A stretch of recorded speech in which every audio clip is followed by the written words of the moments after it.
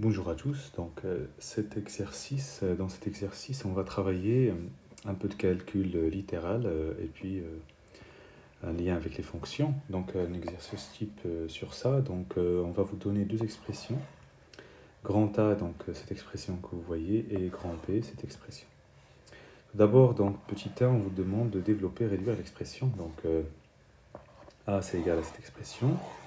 Donc, je développe donc 2x, donc je vais mettre un petit peu 2x fois x, ça fait 2x carré.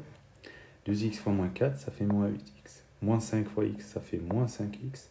Moins 5 fois moins 4, ça fait plus 20. Moins, et puis vous avez ici identité remarquable. Donc, identité remarquable, a moins b au carré. Donc, qui donne a carré moins 2ab plus b carré. Et donc, 2x au carré, ça fait 4x au carré. Moins 2 fois 2x fois 5, plus 25. Donc 2x carré moins 8x, donc je suis à la troisième ligne. 2x carré moins 8x moins 5x moins 13x plus 20. Et puis je développe le moins partout, ça fait moins 4x carré plus 20x moins 25. Et donc au final, j'obtiens cette expression. Alors il faut savoir, vous voyez, cet exercice, il est un peu découpé en deux.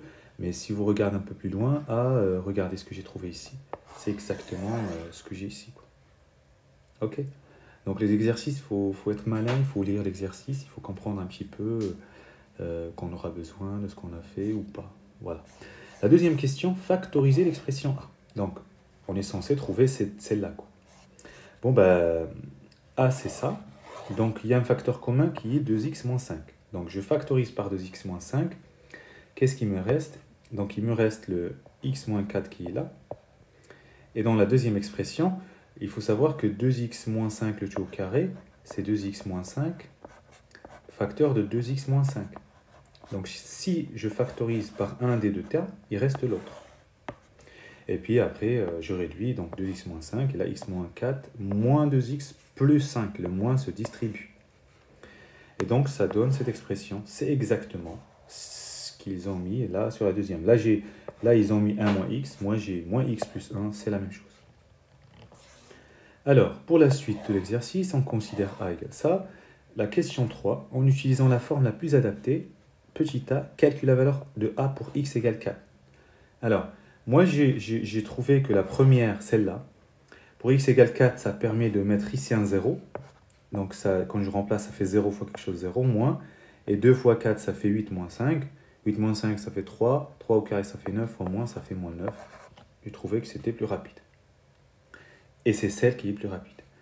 La question B, on vous dit calculer pour x égale 0. Pour x égale 0, il faut prendre celle-là, parce que là, 0, plus 7 fois 0, c'est 0, moins 5, ça fait moins 5 direct. Vous voyez? La question C, résoudre a égale 0.